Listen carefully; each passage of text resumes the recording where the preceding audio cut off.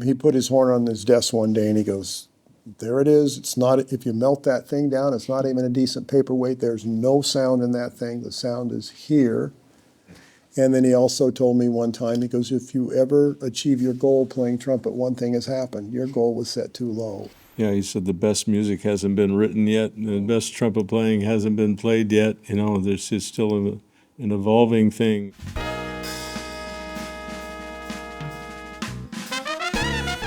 Hello, and welcome to The Other Side of the Bell, a podcast dedicated to everything trumpet, brought to you by Bob Reeves Brass.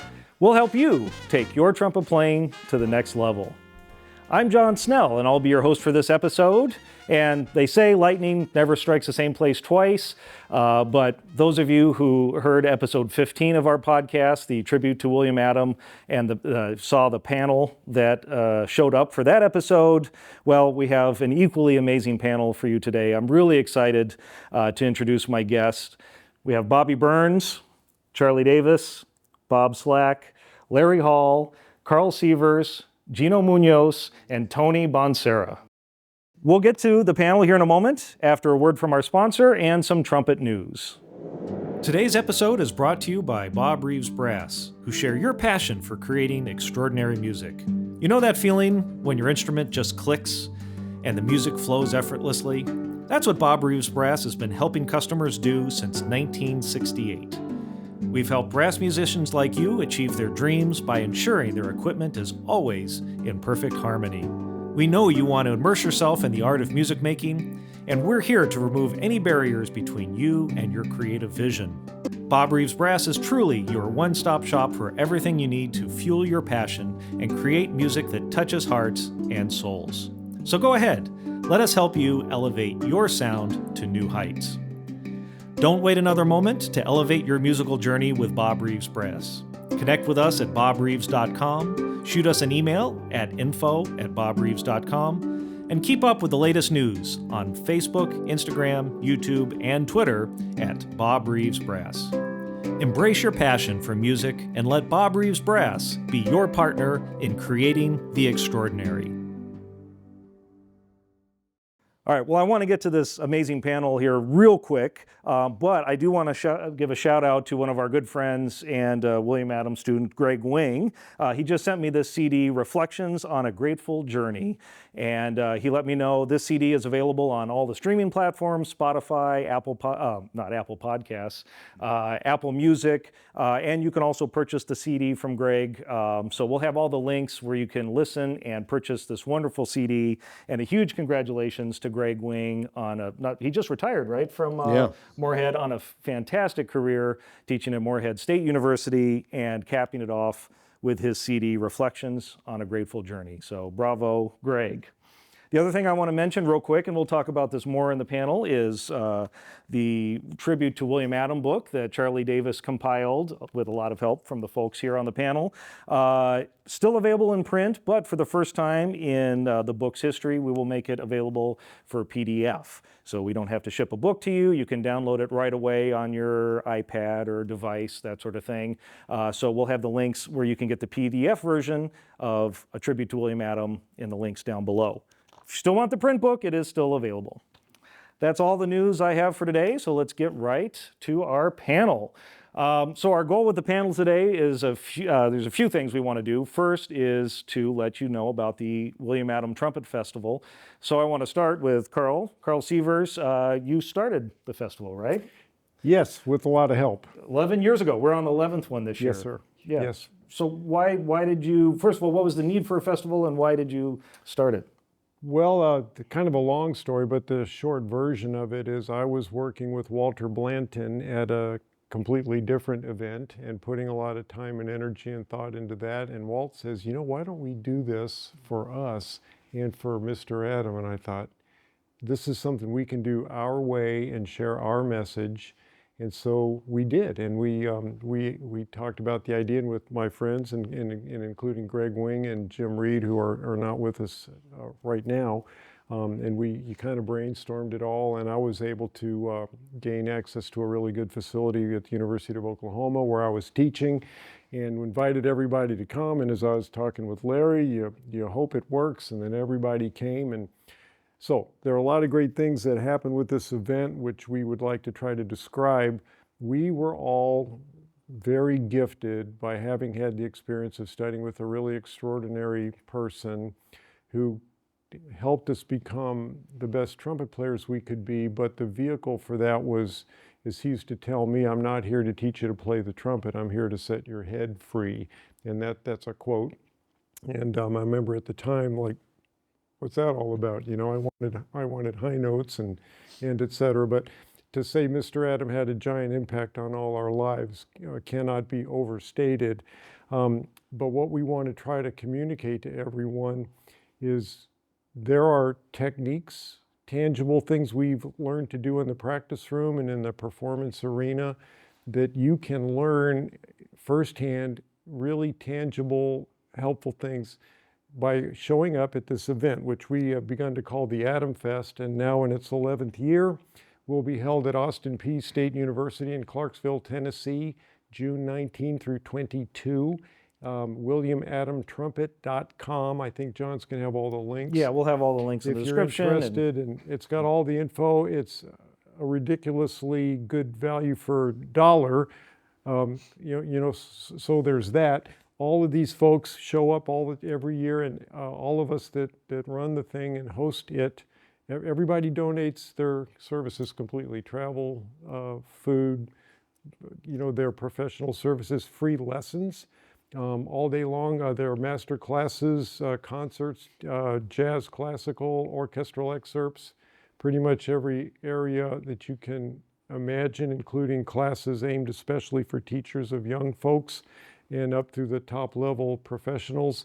And so one of the things we wanted to try to communicate is you can come to that event and go home with knowing what to do, not just inspiring philosophies. There will be that as well, and great social interactions, but you'll get in the practice room and in the performance arena with a new set of tools that will absolutely set you free to become a better trumpet player. It's really quite special. Mm-hmm. Really is, and I've been to, unfortunately I haven't been to all of them, but I think I've been to 9 of the 10 that we've had so far. And I want to speak to that about the mindset, but also the camaraderie. I mean, there is I think we can all agree, there's a special feeling when you show up to an AdamFest, to the players that have been time and time again, and to the brand new players who are welcome in like family. I would interject, John, everyone that comes is blown away by what a positive experience it is, and so many people that are new to these philosophies of playing. And you can get in a practice room or a classroom and have lessons with Greg or Bob or Charlie, myself, and any number of folks, and everyone's welcome and treated well. And like I keep trying to say, it's a very tangible. It's not just inspiring and impressive from a distance, like as a spectator. It's interactive, and you have the horn on your face, and you leave that experience better for it. Yeah. Now, Bob, you hosted one right here in the studio, right here in Citrus College. Well, it was next door in the APU, Azusa Pacific, but then also number 4. Part of here in Citrus College. So when you're organizing the event, like how do you convey that sense of camaraderie and the mindset and the teachings of Mr. Adam? I called Charlie. You called Charlie. That's it. Start with Charlie and go from there. He was a huge help. We had a bunch of people. He and Larry and Jerry Hay came, but then they brought in a bunch of other, like Arturo and Chuck Finley, Boyd Hood, Bob O'Donnell, Bobby Finley, and all these guys. And it was really wonderful because this was Charlie's vision about let's bring all these great players in and see where the similarities were. It was really healthy. And it was a lot of camaraderie. And I think that helped. But the other thing I wanted to mention, that besides the book now, that Mr. Adam did some special things in his brass choir. That was quite an honor to play in William Adam's brass choir. And he wrote many of the arrangements, and they're just very beautifully written for brass and lyrical, and that was his thing.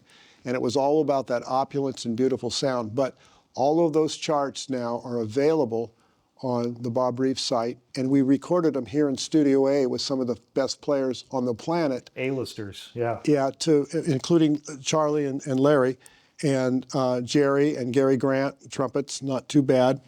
And just wonderful players, and it was a tribute to Mr. Adam. So those arrangements are available, and all of that proceeds will go to the future AdamFest to help young people that may not be able to afford to come. So we're really happy about that too. Continuing on that legacy. Yeah, wonderful. I want to move to Charlie's book. So Charlie, I know kind of the back history is Mr. Adam never wanted to have a method book because the teaching was so individual. So what brought you to compile the Tribute to Mr. Adam book? Well, I wanted something that would have some longevity to it so that people could tap into the book, and I've tried to put as many quotes as I could come up with from him to kind of give a glimpse of his personality and his psychological approach to everything. And so I gathered all the quotes and things from that I could remember, and some from quite a few from other people. And the routine was always based on the standard books that we all use, the Schlossberg, the Arbin book, the Clark book, and others, And so what I did was I mapped out a basic routine, and then I added other things like the Clark book in there, and I added some other things, some endurance things that he had. If you look at the endurance things, you might not notice it right off the bat, but it starts off with a long tone endurance, then it goes to a flexibility endurance, then it goes to a chromatic endurance, and then it goes to one where you're, as he would say, pronunciation. Not articulation. No, our tonguing, because tonguing is a physical activity. If you start thinking of tonguing, but if you think of pronunciation, it's just like you're speaking. And so it goes into a more subconscious level of, and it's not at the forefront of your thinking when you're doing it. But there's all kinds of things in there, like all very positive, and because a lot of people don't know he nearly had his, I think it was his master's degree in psychology. Mm-hmm. Yeah, he nearly got his master's degree in psychology as well as the master's in music, and that gets you a little different approach to things when when he would talk to you, and he'd talk to you in a way to kind of subconsciously control your thinking, and some of that would be jokes, and some of it would be just how he would describe something in a different way than other people might. But it was always trying to get you to not put an analytical. There's so many players who get like super analytical about how they play and the physical part of playing, and it was a way of getting you to relax to the point that you would come up with these things kind of in a natural procedure. And all of a sudden, oh, that's better than it was, Imagine that. And yeah. I was going to say, I kind of want to open this up to everybody now. I mean, like you mentioned in the book, it's Schlossberg, it's Arbins, it's Clark. I mean, it's things that probably every trumpet player on the planet has played. So what makes it different? What makes the Adam routine different? And I hate to say routine because it's not a fixed routine. It's not exactly as the books were, and his emphasis on things were generally about the sound, producing a good, clear sound.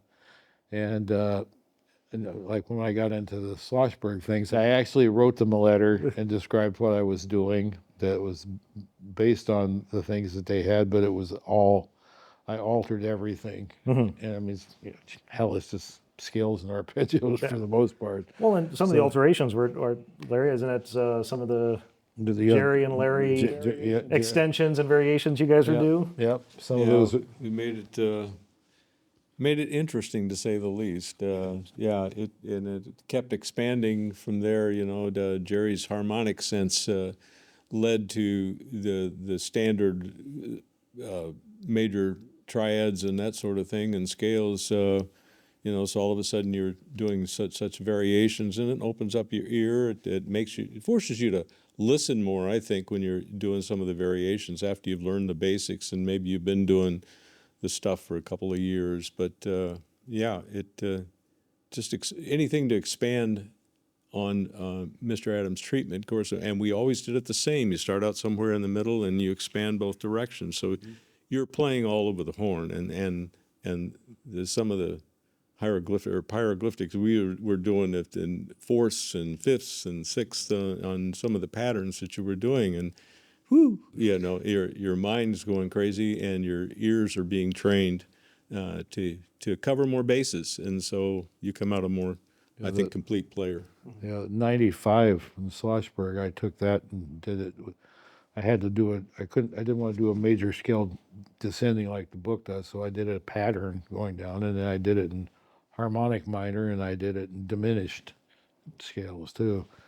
And so I took the whole exercise and changed it through those different keys. So, and I did that strictly for that reason, but also to challenge you a little bit more too.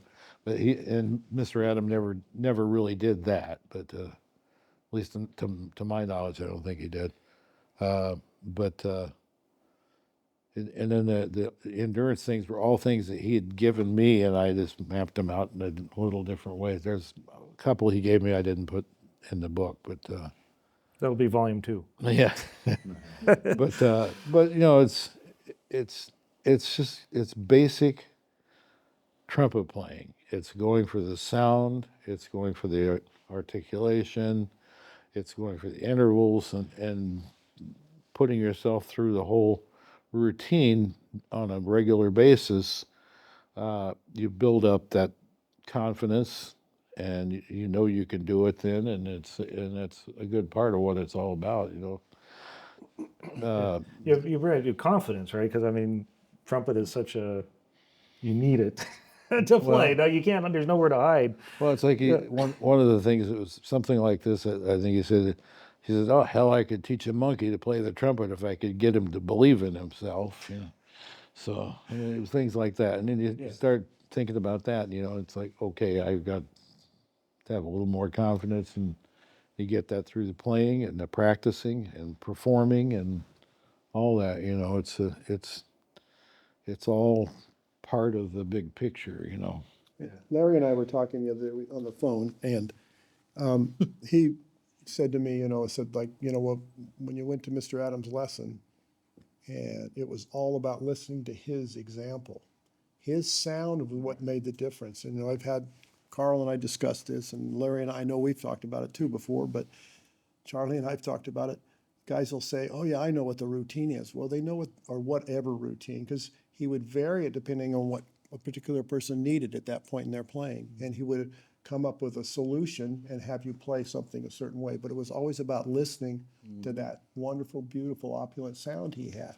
Yep. And if you really keyed in on that, that was the difference. It's the exercises and the way we did them for where you were at were important, but listening to him, that sound, and that's, I think, what we were going to try to impart in this festival. That right, he would play for you, and then you would play it for him, and you automatically start trying to copy what he's doing sound wise. You're not totally aware of that. I only remember one time when he was having a little difficulty, and it was a guy, I won't mention his name, good guy, but he had a very funny embouchure, and he was going like some kind of thing like that, and Mr. Adam couldn't figure it out, so he did it to himself, and then he figured it out, and he got the guy going. But that's the kind of dedication that you rarely see in a trumpet teacher anywhere. Most of them have egos, and they're they're gonna burn. So what's the difference between getting a copy of the book or having the routine described and knowing what it's supposed to sound like, and how do you solve that? Yeah. How many people do we encounter? So I already know that, and then they hear the right kind of sound and they're completely, their eyes are completely open, and an immediate change happens. Yeah. That's why they need to go to an AdamFest. Well, there you go. AdamFest or take a lesson. I did this in the first the tribute episode we did. I'd like to do it because we have some new faces. I'm sure you guys all remember your first lesson with Mr. Adam. And maybe if we can start down at the end with Tony. You had one lesson with Mr. Adam, but you could learn a lot later from Charlie. But I was lucky to meet Mr. Adam and spend a day with him one time, thanks to this guy right here, Gino Munoz, when we were on the road with the Glenn Miller Band. And everything that they're talking about, I totally agree with and got it in that day. Especially I was his philosophy of not just the playing thing, but the positive attitude and all those sayings that you have in the book that I've learned. And then of course, Charlie is the only man that I will admit it was my teacher, even though I studied with many, many others. I know you believe that. When did you take lessons from? But so I would never purport to be a Mr. Adams student, but I feel like a second generation because I studied with Charlie and got all the that information, plus having met him one time. And I teach trumpet here at Citrus, and I try to impart the same thing that I got from you, Charlie, to these guys. One of the kids is right over there. So I was lucky to meet him that one day and spend that day with him and get some great insights. Tony, what do you remember about his sound? What impressed you? Even as an older guy, he still did the same thing you guys are all talking about, trying to get me to kind of emulate what he was going for, and the opulence thing that you guys always mention, that one word. And this was in the 90s, so he must have been, Well, how into old do you his think he 80s. was? He was born in 1917. So I got him, lucky to get him towards the end, but yeah, inspirational for sure. Just one day was enough. Just that one day that I met him and got to hang out. So Amazing. Gino, you were there for a year, right? You remember your first lesson? Yeah, I remember several lessons, and they were always quite different. And I think what I really got out of Mr. Adam was a lot of life lessons. And I'll share this one with you. One time we were sitting in his living room, and the sun was going down, and I was complaining about something, just something dumb, and he kind of smiled at me and says, "Hey, young fella, I'm going to show you what the problem is. Follow me." And we went up the stairs. I'd never been upstairs before, and it was, like I said, it was dusk. And I remember making a left in a hallway, and it was really dark in there. Then we made a right into another room, and it was really dark in there, like pitch black. And he says, "Put your hand out." I was like, "What is this old man doing?" Right? It's kind of, what are we doing here? Right? So I put my hand out, and he formed, he grabbed it, and he formed like this. And we're just standing there, and he says, "All right, I'm going to turn the light on. I'm going to show you what the real problem is, young fella." And I turn the light on, and I'm standing in front of a mirror. He says, "You focus on that, and all this other stuff's not going to matter." And I really didn't quite get it that day because I thought he was a little crazy at that moment. But Thanks for your honesty. yeah. But how long did it take? I mean, I thought about it, Yeah. and I realized, man, what an incredible lesson that was. I mean, I still think about that and impart it on my students all the time. It's like, work on yourself, just focus on yourself, and really try to be the best that you possibly could be, version of you, Before you even pick up the trumpet. Yeah, absolutely. Starts there. And I got to share this story. You probably don't remember this, Larry, but we were at the AdamFest in Oklahoma, and I remember asking you, what was Mr. Adams sound like? And I remember your reaction was, "Oh, Gino, oh my God." It was like, when he played in his office, it was the whole room came to life. Everything vibrated. The windows vibrated. It just seemed like everything was just picking up his sound. And I never forgot that, because he was well into his 80s when I studied with him. And he was shaking at that point. But you could still hear all the lessons that you needed to hear from him to improve on the instrument. But my gosh, I mean, the life lessons I got from that man were just incredible. So. Amazing. Carl, you remember your first lesson? Yeah, I sure do, and I've told the story before, and I don't want to not answer you, but I listen to these guys talking about the sound thing. Part of my enticement for people to join us would be that instant. To get into Indiana University, especially in our day, was really uber competitive, and we didn't get there not knowing anything or as poor players. We did some things pretty well. But the instant you could get close to his sound, everything you did in your trumpet playing changed in that instant. And of course he knew that, and he would constantly model, and you would try to go to him. He didn't, come to you. And as you began to, I'm not sure anybody achieved his sound, but as you get closer to it, things you'd never understand that couldn't put words or control were a product of that sound you achieved. And then it was an amazing thing. And we would all, in what we called the old building, which won't mean anything to anybody that wasn't there, but you'd crowd around his studio to eavesdrop and listen to him teach, and he'd play something and it would carry all the way down the hall to the water fountain and around the corner. The student in there would play, then Mr. Adam would play, and then the question is, was it loud? And nobody ever heard Mr. Adam play loud. It was a timbre resonance thing that was just wicked. Yeah, so my first lesson, I had started out with a different teacher, a luminary teacher who had had a big professional career, and that didn't go as well for me. And I was able to get into Mr. Adam's studio mid-freshman year, and hoping that I could learn to play high notes and all that. And my first lesson began with reading the Lord's Prayer, then the If poem, and then he asked me... Reading it, not playing it. Like reading the Lord's Prayer, not playing the song. Oh, yeah, sorry. Yeah. So he recited the Lord's Prayer to me and the Rudyard Kipling If poem, which we all wound up having copies on our... I think all of us have that on our walls, and reference that and memorize that and quote little phrases from that. I mean, the rest of our lives, I reference that, it pops into my head. And then he said, when's the last time you sent your mother a card and told her you loved her? And I thought, what?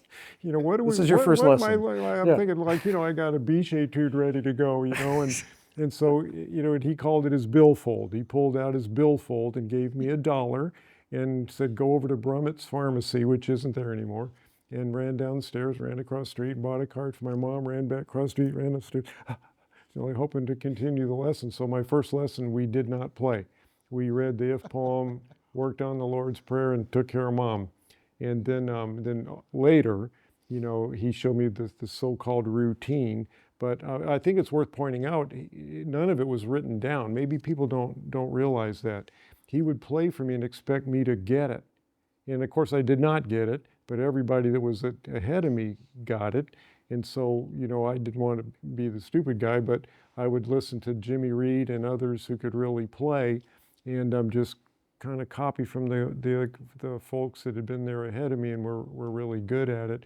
But he, of course, there was method to his madness. He wanted me to internalize that sound as opposed to look at spots on the page, at least, to get me grounded. So, that's how we began. So it started. Wow. Larry, you remember your first lesson? Well, yes, of course, everybody does. By a stroke of luck, when it was a program called Collegiate Credit. Well, it was for juniors in high school. They could go to summer school and take beginning theory, freshman theory, ear training, and those things, and then play in ensembles and take private lessons. And so I had no idea that there was somebody you could choose to study with. I just figured they were going to give you somebody. But a man was there who had been at IU, and he said, when you get there, ask for Bill Adam. Okay, why not? So I did, and it was a stroke of just wonderful luck that this happened for me. But my first lesson, and a lot of people don't believe it, was the first thing we did. He said, well, here's something we do, and it's the expanding scales, and it works pretty well for others, and I think it'll work pretty well for you. And for me, he wrote it out, and I've got it framed.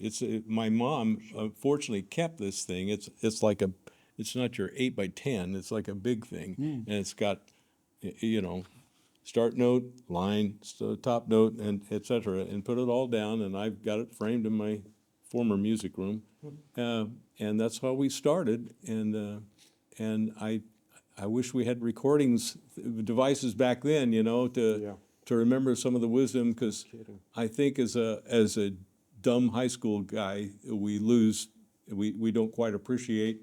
And I think it was years later that I more and more appreciated what Mr. Adam meant to us. And I think some of you guys that went in after you'd already got your undergrad or something came in with a purpose that was more realized, or you had more intention to that. But the second week I came back and I practiced my rear end off, and we did the expanding scales, and I couldn't do it very high. I think maybe a D or an E flat or something, and that was it.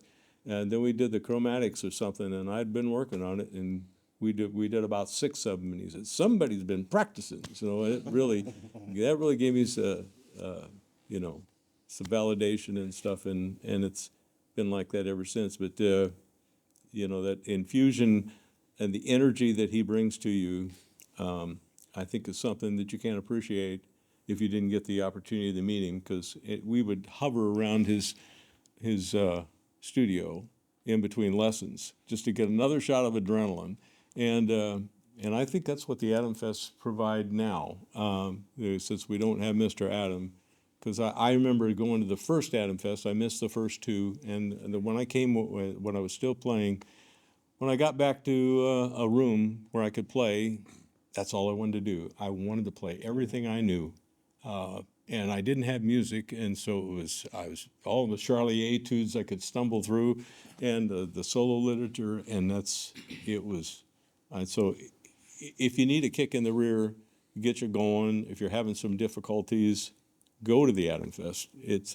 It'll boost you up. It'll give you some energy it's infectious. You'll get it from these guys when you hear them talk, and Greg Wing, oh my God, he'll blow your socks off. And you'll hear some great playing, and you're going to come out of this making new friends, and you're going to be with people that you've been friends with for 60 years and plus, and it's a wonderful experience. Well, I'm glad you mentioned that, Larry. And I get my experience at AdamFest is in the vendor room.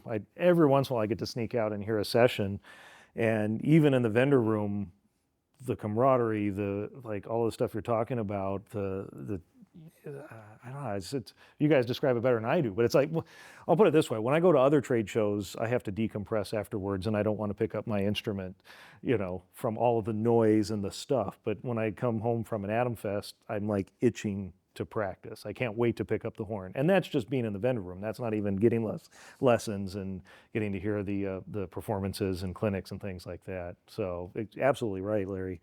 You guys do an amazing job putting on the event and distilling down the teaching of Mr. Adam into a 2, 3, 4-day festival.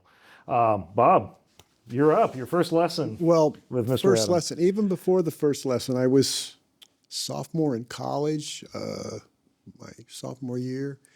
Friend says, come over, I got this new Buddy Rich album. And cool, so he has vinyl. Back when there was vinyl, he had these big honking speakers. Of course, we'd sit right in front of him. I'm surprised we didn't go deaf. And it was the roar of 74. And I heard this trumpet section, who had Charlie Davis and Larry Hall and John Hoffman and Greg Hopkins. Greg Hopkins. But these 2 guys were in, and Charlie was playing lead. And I looked at my buddy. I said, I'm going to find out where those guys went to school, or who are these guys? So, process of elimination, I figured out that they'd gone to Indiana. And I told my then future wife, we were engaged, we're going to go to Indiana. She goes, well, I'm not going unless you marry me. So anyway, we got married in 77, and 2 weeks later, we were driving across country to go find this guru of trumpet playing. It changed my life. Amazing. That's also a sneaky way to show that you're younger than both of the people sitting next to you. Well, not by much, but Not mentally. Oh, I could tell the joke. You're not nearly as old as you. I'm not nearly as old. I asked Charlie one time, how old are you, Charlie? Because I'm not nearly as old as you act. But so my first lesson with Mr. Adam, he goes, well, young fellow, why did you come all the way from California? And I told him this story. He goes, well, we're going to show you what I showed them, and hang on, because it's going to be a journey. But the one thing I wanted to add, that besides Mr. Adam, the camaraderie at the festival is great, but that comes out of the camaraderie that was in his studio back there. It was competitive. We challenged each other, but everybody was there for us. And if anybody didn't kind of like Mr. Adam would, oh, I know my young fella, you know. Challenging in a healthy way, though. It was challenging in a healthy way. And I never remember when Carl and I were in school together and Bobby Burns and I were in school together, we would trade off with each other all the time. I never practiced by myself. We were always trading off. And that was incredibly healthy. So that's my story. I don't need that. Charlie forgot his, it doesn't remember his first They gave me my own one. You're special. Charlie, if I don't remember my first lesson with Mr. Adam. I wish I did. But I do remember, you know, the things through the years with him. And my first semester there, he told me that I've never had a student go through so much material ever in one semester. And then shortly after that, his desk was over here, and I'm sitting here, and so he's seeing me this side. He walks over and he looks at this side and he goes, "Oh, shit." He says, "We're going to have to change some things here." really, Yeah, so he started getting me to change my embouchure, which I actually did very quickly because I worked so damn hard. And I think it took me, I don't know, when you were there, maybe Not your freshman year. maybe a semester. And I had just started taking, I mean, I had a high F going when I went in there from improv lessons from Al Kiger, who was 20 miles away in Muncie. I lived in Newcastle. Who had been an Adams student. And he had been an Adams student. And we're talking, I said, yeah, I want to go to Indiana University. And he goes, okay, we got to start getting you ready. So he had me play, I think it was the Kent Kennan Sonata. And he got me prepared for my audition. And he said, now when you get there, you go right up to Mr. Adams' studio and ask him if he can take you in his studio. And I did, and he did. And you know, I did my audition. I guess I did pretty well. But he told me later on if I was an out-of-state student, I would have gotten a scholarship, which I didn't know for about three or four semesters later. But anyway, I worked my tail off. yeah. And one of the things about the sound, he told me later on, he said, kind of basically you have to find your own sound, but all the good sounds have common elements to them. And he says you'll find your own sound, and I think we all have done that. And it was by him putting the fundamentals down and the clarity of his sound and the opulence of that sound that you start putting that into your own sound, but you're always going to have a little different sound. Sure. But that he told me that one time, but that, yeah, that was I was starved for somebody to teach me trumpet when I got to Indiana, and I'd never had anyone really that did anything good for me. Kiger helped me a lot with the solo, getting that prepared. But then it was like, you know, just doing what he said and working my butt off for years. I think I still do, actually. But I think all of you guys do. yeah, I mean, I did. Everyone's I'd say a practicer, but you I guys did are about 3 hours today practicing. So firing it up. All right. Well, Hey, John, to interrupt your flow here, but No I worries. think it's worth pointing out, I'd never met Charlie Davis when I got there, but his brother Mark and I were classmates and very good friends and still are. But you may or may not know, a big thing in my lessons that was recurring was talking about Charlie Davis, who was, you know, a mythological character to me, the Aurora 74 and many other examples. But it was always impressed upon us that Charlie worked his rear end off, which is part and parcel to part of the rest of the message, how Mr. Adam felt about self-pity and excuses. right. Yeah, but the model of, to me, like, okay, I got these aspirations to be a really good player. I better work as hard as Charlie did. And I remember, who I didn't even know yet, and I remember sitting in my rental house the summer after my freshman year, which was only one semester with Mr. Adam, and really worried about my future and my playing. And, practicing and thinking, well, I can do this and that and the other, but I just can't, chops things and sound production things. And I remember thinking to myself, and I still hadn't met Charlie or heard him play in person, but I remember thinking to myself, what if I could develop chops like Charlie Davis? How would that affect my outlook for my own future? And I never did develop chops quite like Charlie Davis's, but I remember Has thinking, anybody? I mean, that's this is a possibility. If I'm willing to put in the work and do what this master teacher tells me, then it's like, yeah. I can do this thing. yeah. It's like That's your fault. was it Roger Bannister, the first guy to break the 4-minute mile? Like Yeah. no one in history Impossible. could do it. And then once you see what's possible now, at least you have the goal, whether you can actually do it or not. That's powerful stuff. So thank you for being our Roger Bannister, Charlie. I'll get you that on a I think there t-shirt. were a bunch of them along the way. Tommy, I want to see you do a 4-minute. 4-minute mile, yeah. I used to be able to under a 5-minute mile. All right, and I purposely started on this end because Bobby's story, I mean, you literally had to knock down Mr. Adams' door for your first lesson, right? Yeah, it was a little bit of a struggle. One of the most inspiring stories I heard when you were on the podcast. Can you tell us about your first lesson and maybe a little bit of condensed version of what you had to do to get there? Well, I ended up studying with Louis Davison's student. I didn't get it for a while, but my teacher back in high school actually told me about Bill Adam. He was in Bill Adams' brass choir. Mm-hmm. Anyway, he said, you need to go to IU. He says it's a great school for brass players. And I didn't know exactly where to go, who to study with. Like I said, started out with a Louis Davison student, and I'd walk up on the third floor, and I would hear all these trumpet players playing. I'm like, who are they studying with? And Bill Adam, and I went, that's kind of what I want to sound like, And so basically, I knocked on Bill Adams' door constantly because he wouldn't answer. He wouldn't answer. His studio was full, and I was pretty far down the pecking order.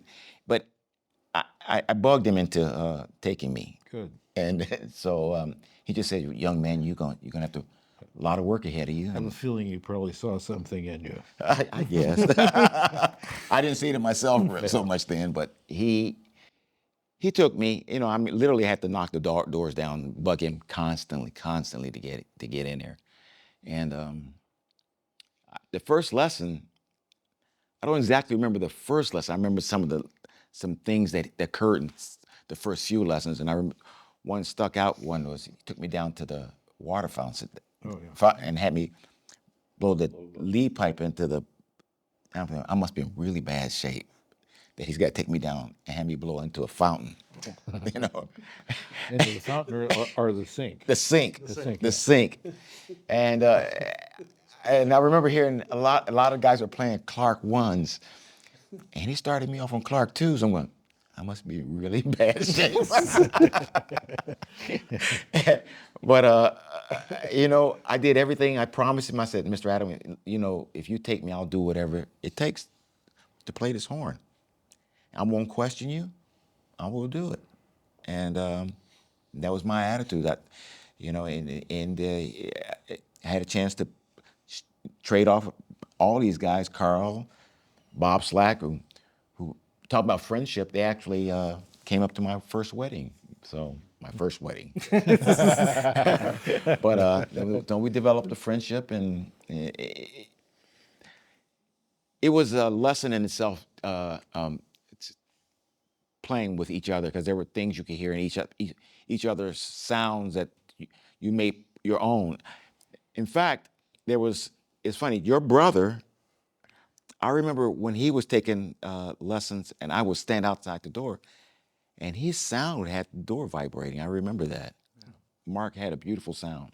Yeah. But anyway, Mark had the closest sound to your Charlie's I ever heard. Yeah, it was. I worked with him a couple times. I was like, whoa! I could tell. I knew Mark was in there playing, So, but that's what I remember from my first couple lessons anyway. But I was frightened the first 2 or 3 lessons out of my gourd.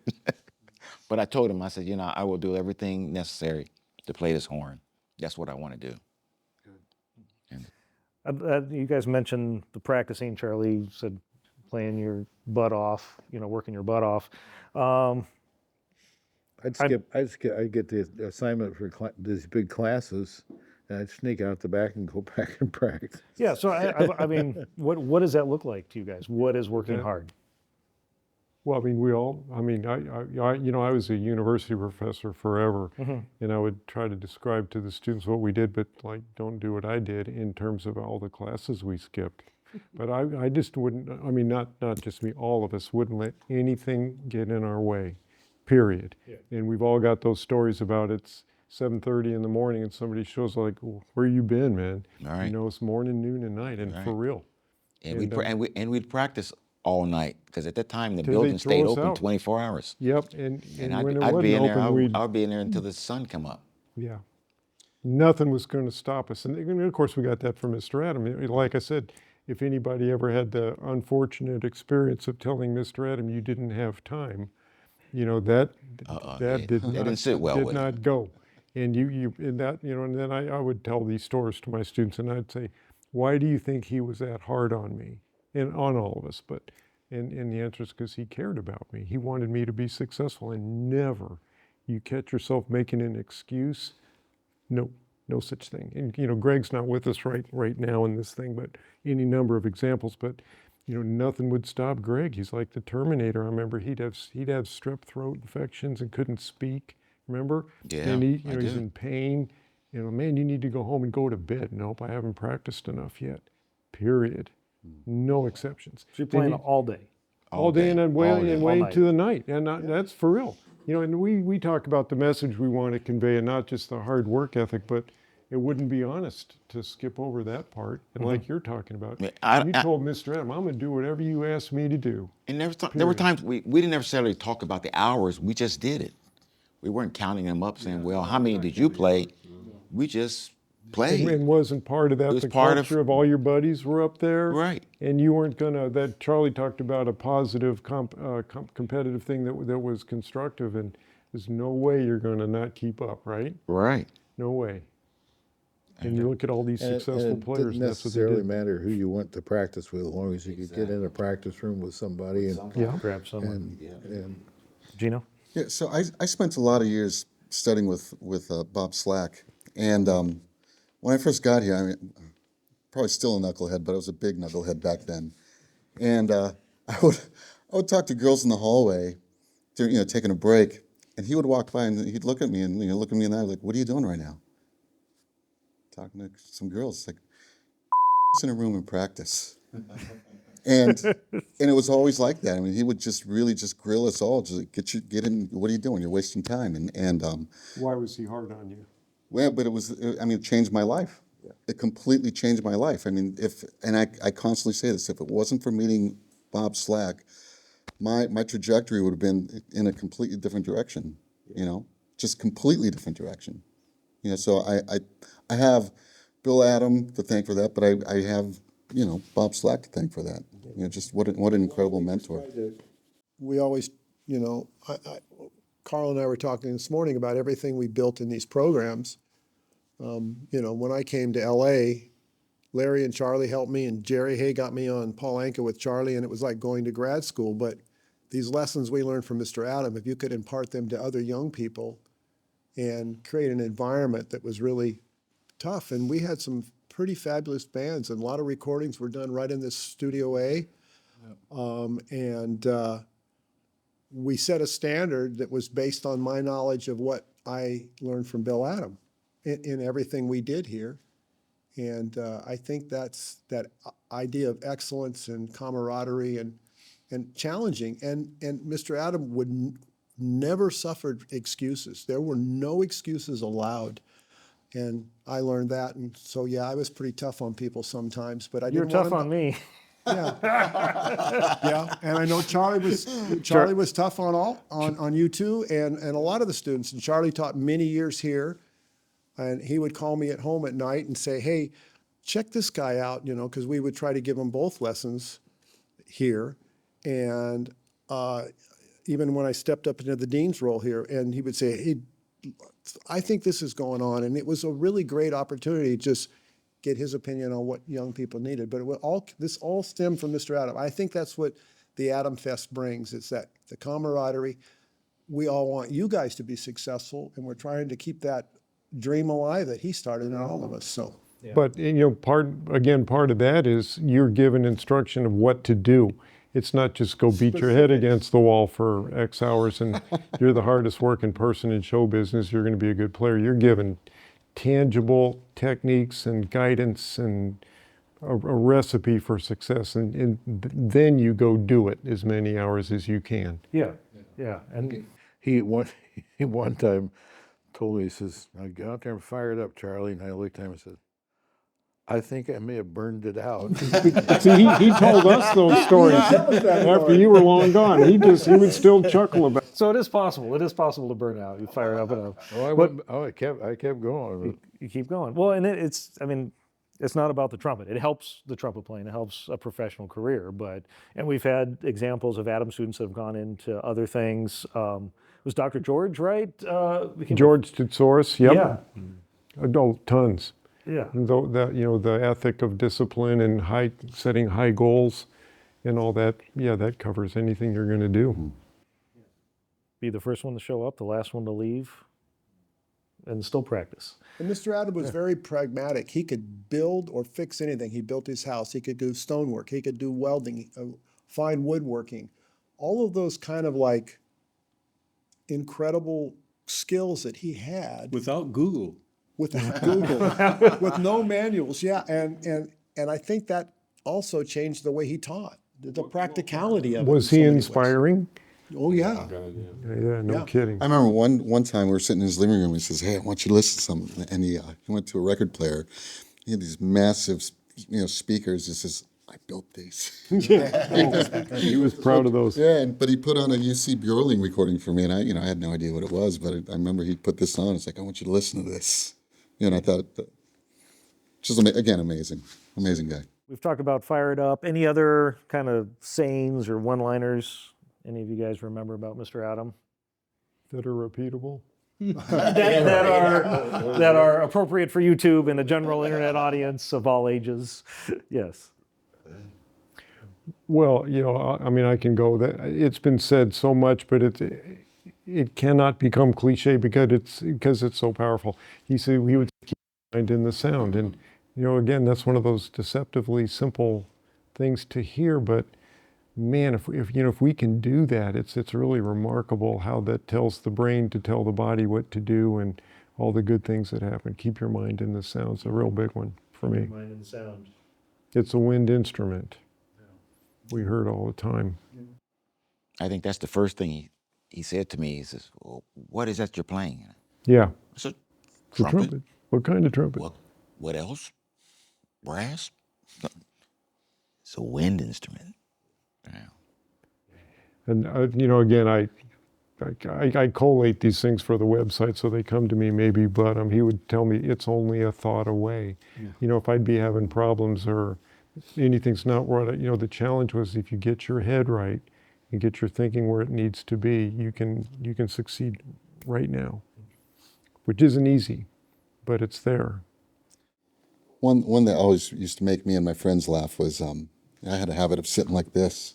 And he'd always look at me and he's like, "Well, how the hell are you going to run through the forest like that, young fella?" You're going to run through the forest? Yeah. There's a lot of misinformation on the internet. Let's put it as nicely as possible. Always. In one respect, you can Google things. You can access a number of players and teachers much easier than you could back when you listened to Roar of 74 and had to research who are these guys, who did they study with. There's a lot of crap on there. A lot of misinformation. And I know a lot of you guys still teach. Any common misconceptions that you get with people that want to do the Adam routine Anybody that don't do it correctly? Anybody that thinks they can think about their tongue or their face or any physical aspect, fingers, anything. The more that's subconscious, the better off you are. Mr. Adam always would say you can concentrate on one thing at a time. We want to keep that in the realm of the sound and only the sound. And three of the players he used to talk about, there's many, but Maurice Andre, Adolf Herseth, and Doc Severinsen. Separate kind of styles, but their unique sound that they had, that beautiful, sparkly sound, he would always want us to listen to those. And Carl and I were talking this morning about students will come to you and they're trying to fix what's coming out the bell, and I say, well, it's too late. Yeah. You better know what you want to before you let the air go. And so the first thing they need to do is rewire their brain. So those are things, nuts and bolts, that we talk about. And I know Larry and Charlie just talk, they take it for granted, but this is that they play that well, but that's what they're doing. They're not thinking about fingers or face or tongue or anything. Right. A lot of books, a lot of teachers, well-meaning. We'll get into specifics, and Charlie mentioned earlier about pronunciation. Mr. Adam would pronounce a sound. I remember him in a lesson. I had a young man having problems, and he tonguing. And Carl and I were teaching assistants for a while with Mr. Adam, as was Greg when I was there. I was as an undergrad. Yeah, well, and so he would tell you what you want, what he needed, thought the student needed. But he called the pronunciation because he had the young man say, "Now I want you to say good morning." And I still use this. The guy said, "Good morning," and he goes, "Now I want you to think about your tongue when you say good morning." And the guy, "Good morning," and he goes, "Well, now why the hell are you thinking about your tongue when you play the trumpet?" And so it was always forget the sensory perception. Don't think about physical things at all. Keep your mind on the goal orientation of the sound. That was a huge thing when I was in school. When I was on the road all the time, you got to New York City, the Cohen family were friends of mine. Both of his sons, and especially Alan, and I always got a free practice room there, right? So, because you didn't want to practice in a hotel because people complain. Sometimes did anyway, but it wasn't that far away. I'd walk over to the Cohen's Publishing, and I had a practice room.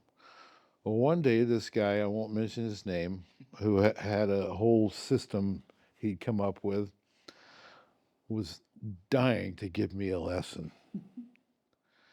And so I finally said, "All right, come upstairs, bring your horn." I went down and got a duet book, put it on the stand. So let's play some duets. We couldn't get through the first line. And I looked at him and I said, "You can't even sit here and play a duet with me. What the are you going to teach me?" Beep. So we have a good editor. What the bleeper you're going to? But and I saw another guy who was very similar to that kind of approach at one of the ITGs. And he's, Charlie, come here, listen to this. I hear this, he gets the high notes out, right?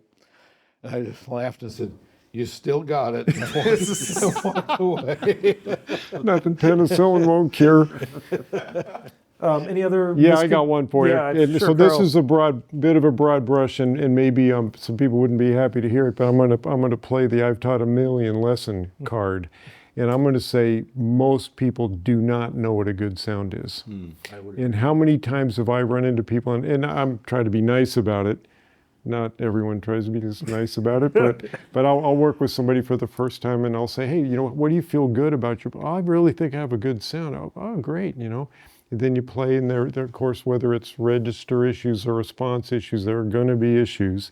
And it's this dull, boring, no character tone. But they don't know any better. Then, by and by, if you can model a better sound and they start to achieve that sound, then again, it's like their eyes open and their grin and they're playing, whether it's not all about upper register, but we know as trumpet players we need to have that. And upper register is starting to work and all that stuff. So I'm going to say misconceptions. People don't know what a great trumpet sound is. Now, Mr. Adam, Bob points out, his big three, Maurice Andre, Doc Severinsen, and Adolf Herseth.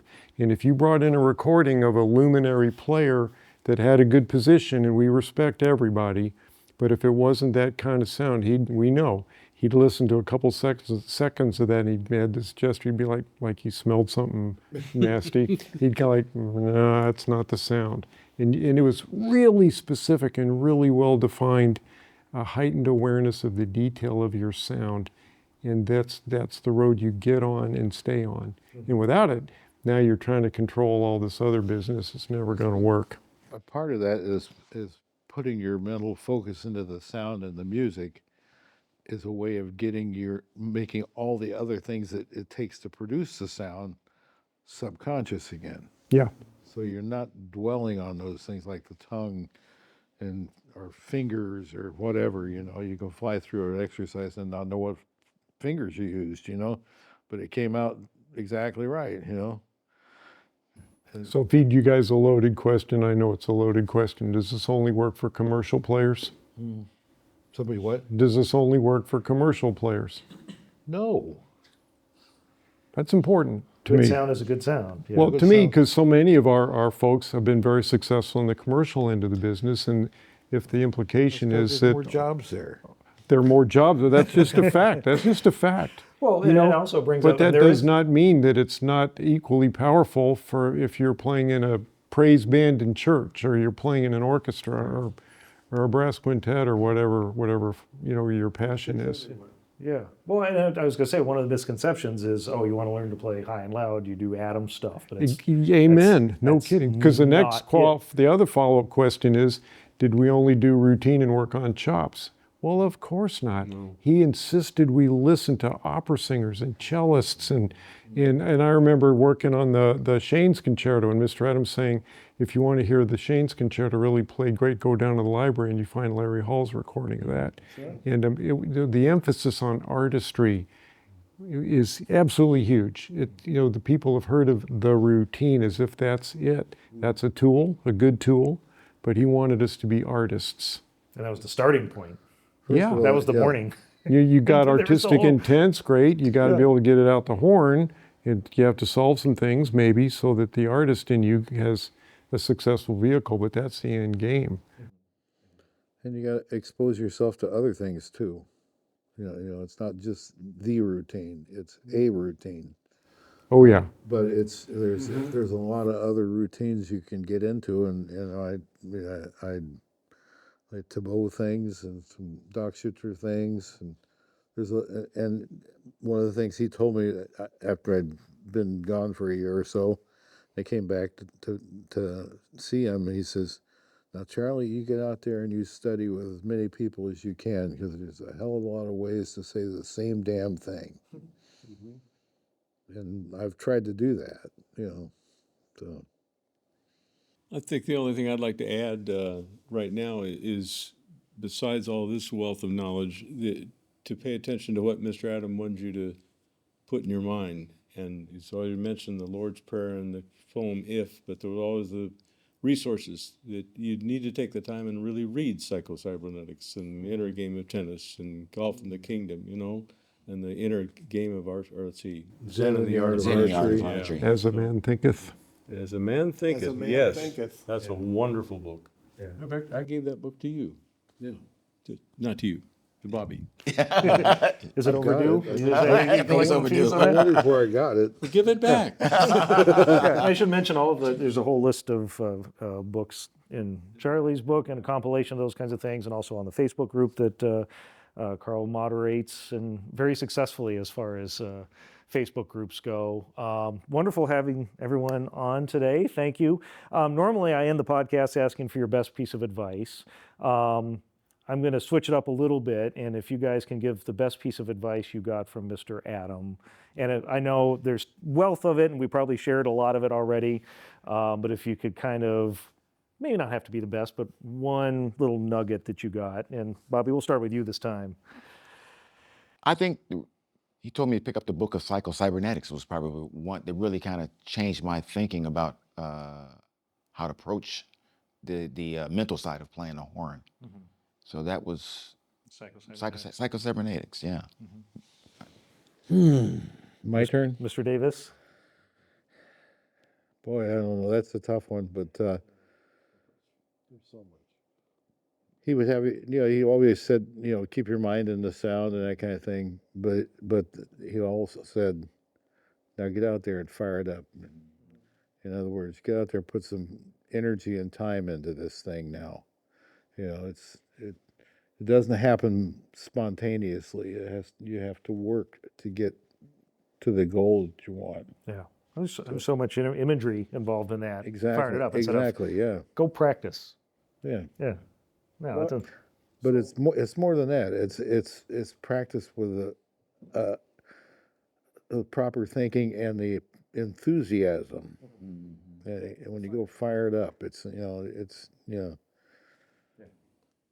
He put his horn on his desk one day and he goes, there it is. It's not, if you melt that thing down, it's not even a decent paperweight. There's no sound in that thing. The sound is here. And then he also told me one time, he goes, if you ever achieve your goal playing trumpet, one thing has happened. Your goal was set too low. So what I've learned, this is a lifelong journey, and that's what we're still doing, trying to do this and then find the joy in it, Yeah, he said the best music hasn't been written yet, and the best trumpet playing hasn't been played yet. This is still an evolving thing. But I think back to enthusiasm and just the energy that he conveyed. And when he opened that door and you saw him, and you walked through that door, you had his full attention. And the one thing he says, when you're in this room, whoever's in this room, they're the most important person to me in the world. And that's huge. That is huge. Yes. And that's the way he was with everybody. And I think that's what the festival brings too. Yeah. That's what we try to impart to people, that you're all important. We want to try to share those things with, as Carl and I have talked about last couple of days, with real specifics to get you to a point that's going to improve your playing. And the other thing is, if you think you can do this for 2 weeks and, well, I did it and it's not working, well, I got to tell you, this is a long process and it takes real discipline. But Mr. Adam taught us that, and he gave us that gift. I don't think young people coming up may not have the patience to do it. They have to learn it. They have to learn that patience and that you can't do it overnight. They expect immediate rewards from doing a little bit of work, and it doesn't happen. We'll get to you in a second, Carl. That reminds me. Don't you have a story about learning patience when you first started off there? Something about fishing. Oh yeah, it's in the book. Yeah. It was the first brass choir picnic that we did, and Herb Mueller was a good friend of Mr. Adams. They were fishing buddies, and what was that lake? Yellowwood. Yellowwood. It was a nice, pretty little lake, and it was a good fishing lake. And I walked down at one point and was just kind of watching the fish going along like that, and Herb Mueller came walking up behind me, and he started talking to me, and he says, "Do you like to fish?" And I said, "I don't know. I don't know if I have the patience for that." He said, "You stick with Mr. Adam, you will." Wow. Well, for me, everything they've said, me too. Yeah. But maybe something more for me. To me, he was always working on my self-image, and he saw something in me that apparently inspired him to realize. Yeah, I don't know what that would be. I needed it. No, but he would say to me something like, "Be the man I think you are." And so much of it was not about trumpet playing. It was get myself in a better place. Yeah, and with that, I would see Mr. Adam twice a week. One was to work 3 hours on his massive property, and the other was a lesson. But it was always interesting to me that it was like everything that we did was like psychological in some way. And when I would go work on his farm, was it a farm? Was it just a massive house? For about a month, I painted that fence that went around the whole property. Wow. And he would come out for the 3 hours I was there, and he would sit with me and just talk to me. And I just remember thinking, like, but what is he doing out here? He'd be shirtless too. And I know, he was 80-something years old. And so he'd talk to me. And every time I left him, I just felt better about myself. Yeah. It was just the weirdest thing that he just knew what to say to make me feel better about myself. So that's what I really learned from him, is that I think I'm a better human being as a result of Mr. Adam. I don't know what advice I got from Adam, but I got great advice from all these guys. But I will say this, and I tell people this story, that the night of the day that I spent with him taking lessons, I feel like was the best I ever sounded with the Miller Band, because we were working in Indianapolis. So something happened that day to me that carried through. So fired you up. and I'll never forget it. Yeah, amazing. And now we do that for one another. Maybe that's obvious, maybe it's not, I don't know, but we remind each other of little things, big things, things he said, just things that help keep that. And you mentioned the amazing energy you would feel, and that's in us now, hopefully. And we, And you, we share. and then in the next generation. I mean, we have We this got some hosting this year is, wonderful folks. Yeah, Dr. Rob Waugh is Rob hosting. Waugh is an amazing player, a fantastic teacher, and a great guy. And he's part of a whole host of students of all you Yeah, guys that are it's now pretty cool. professors and professional players. Yes, sir. Carrying on the legacy. Well, thank you so much, Bobby Burns, Charlie Davis, Bob Slack, Larry Hall, Carl Sievers, Gino Munoz, and Tony Bonsera. Thank you for spending your evening. At a drop of a hat, you guys were here once you knew something was going on about Mr. Adam and flew from Oklahoma. And we should mention Jerry Hay and Chris Bodie wanted to be here, and they are both under the weather, unfortunately. Otherwise, we would have had even more chairs. And thank you for joining us. If you listen to this podcast, you will want to go over to YouTube, because we did a full video shoot for this panel, so you can see us and interact with each other and the funny things that were happening. WilliamAdamTrumpet.com is the website if you want to learn more first about the man and his teachings and resources. You can also sign up for the conference June 19th to the 22nd. This is in 2025 if you're watching this right away in Clarksville, Tennessee at Austin Peay University. If you're watching this in the future, we're doing this as an annual event, and it moves around the country. So you can always go to WilliamAdamTrumpet.com to figure out what's going on. Real brief, we got Charlie's book, Tribute to William Adam, will be available in print and as a PDF from the Bob Reeves website. And we have a lot of great guests coming up, so make sure you hit that subscribe button, hit that notification button, leave us a 5-star review, all the things I say time and time again. And Jen, also as a personal note, I wouldn't be here if it wasn't for Mr. Adam and his students. Charlie and Bob would hound me to go out and fly out to Indiana to get a lesson from Mr. Adam, and for a whole host of reasons, self-esteem, I always came up with excuses not to go until it was too late and Mr. Adam passed away. So, reach out to the teacher you want to study from, reach out to these gentlemen here or other teachers of Mr. Adam, because it'll be too late at some point and you'll regret it. But just on a personal note, I wouldn't be here if it wasn't for Charlie and for Bob Slack and the things they did for me and the influence Mr. Adam had through them that was passed on for me, which I'd be eternally grateful. Thank you for listening. Until next time, let's go out and make some music. Thank you, guys.